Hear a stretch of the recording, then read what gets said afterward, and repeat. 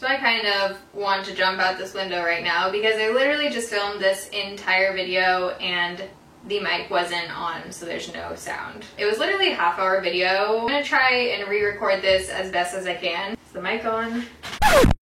Alright, so today we're going to be talking about tips for getting a job after college. This is something that I feel super passionate about because it was one of the most stressful, most discouraging times, and I think it is for a lot of people, and I think there's not a lot of guidance there. I just realized a couple weeks ago that it's that time of the year again when college graduates are looking for jobs. I'm just gonna give you guys some tips and some stuff that worked for me. I did a similar video, like a Girl Goes Grad video last year. I rewatched that video and there was actually some useful information on how to get a good resume and how to write a cover letter and kind of the basic things that you should do when applying for jobs. So I'm going to link that over here so you can watch that video first and then come back here to watch this. When you are a senior in college, this time of the year is probably the most stressful 3 to 6 months of your entire college career. It was for me. It was definitely one of the most discouraging, most stressful times. It is freaking hard finding a job after college, and it's something that there is not a lot of guidance for. At least at my university, it might be different for you guys, but there was not a whole lot of guidance.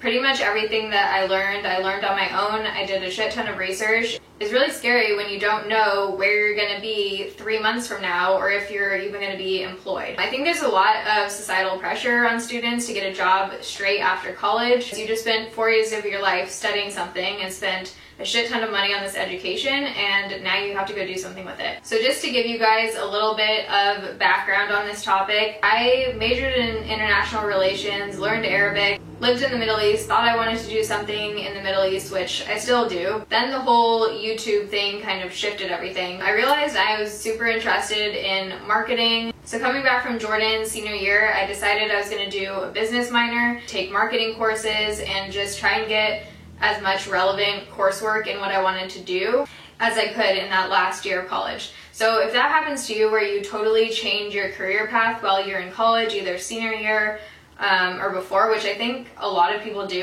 and it's kind of shitty because it's something that you spend 3 years of your life studying, and then to kind of realize the 4th year that you want to do something totally different, it's hard. I would say that either take coursework or do some kind of freelance work or something senior year of college that's relevant to the job that you want to get after college. A lot of people in the other video were kind of confused because they thought MAC was my job. I was working at MAC as a makeup artist senior year of college, but that's not really what I wanted to do as a career. I loved it. It was amazing, but I just had different career goals for myself. But that was kind of like an in-college job, and after college, like I said, I wanted to get something in marketing, and I was really interested in startups. Long story short, I did end up getting a paid internship after college.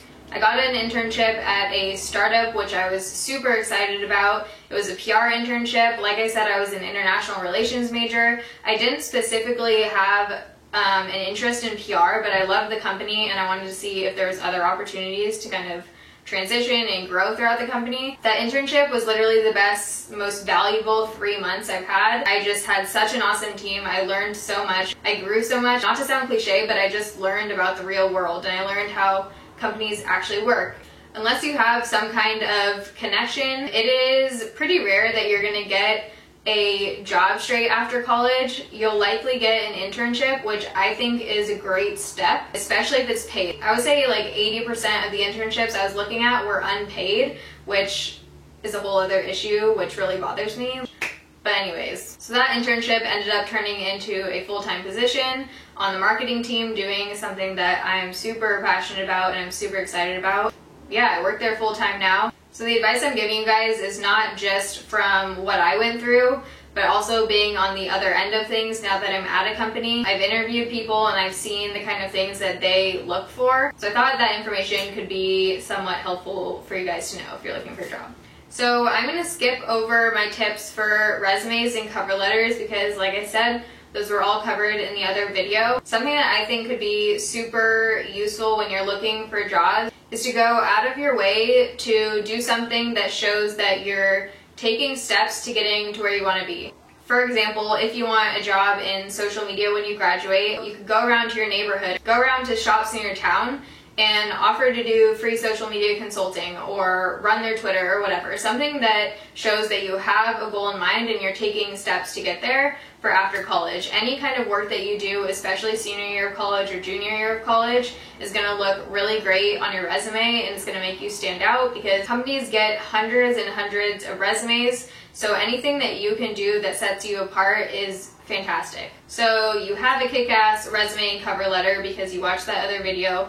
Now you're starting to actually apply for positions online. LinkedIn is obviously one of the most popular sites to use. The system that I found that worked best for me was, instead of looking at like Indeed or LinkedIn where there's already hundreds of applicants, I would look up the cities and type of jobs and companies that I was interested in, and then head over to their site and look at their career page. A lot of the times companies won't post a job listing on LinkedIn or whatever until a couple weeks after they post it on their site because they want to open it up for referrals and stuff. So if you can get in there before the other 400 people on LinkedIn, you obviously already have an advantage. That's easier to do if you know what kind of position you're looking for, if you know what kind of company you're looking for. I would say my biggest tip while applying for positions or looking for positions that interest you is to keep an open mind and be super broad with your wants. You're gonna see that when you start the job search process, you're gonna have a specific company that you wanna work for, you're gonna have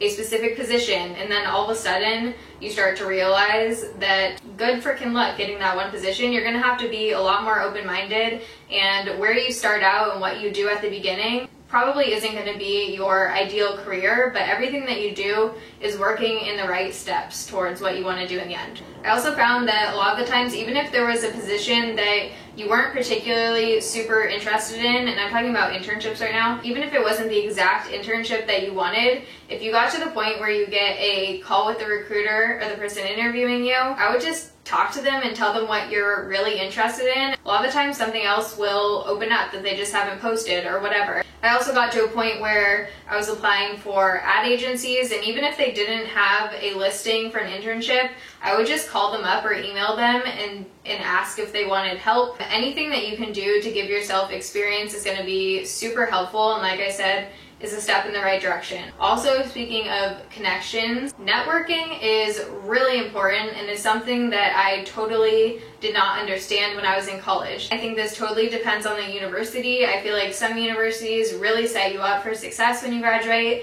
Personally, I feel that mine was zero help in the graduation process. Just going out of your way to go to professors' office hours or to talk to the guest speaker after you go to a lecture. Those are the kind of things that you never know when that connection is going to be useful again, and I've kind of learned how important networking is since being at the company I'm at right now. So many new hires get the job because they knew someone. It's a referral.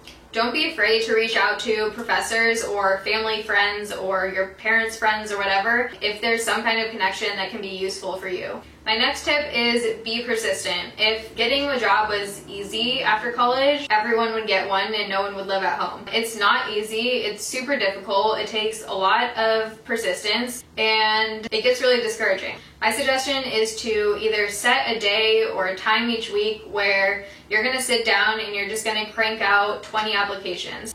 You might have just heard 20 applications and thought that was a lot or thought that was super little. I probably sent out over 100 job applications when I was applying. I talked in depth about how to tailor your resumes and stuff in the other video to each company. Staying determined and thinking about the big picture is what's really important. My other tip, which might be too blunt for some of you, but things don't just happen. They happen to some people and that's great, but if you're like me, good things don't just happen to me. I have to work really hard to make them happen. You're not going to get a job, you're not going to get interviews, you're not going to move to a different city unless you make it happen. You're in charge of that, it's up to you, and you should be trying everything that you can to make that happen if it's something that you want.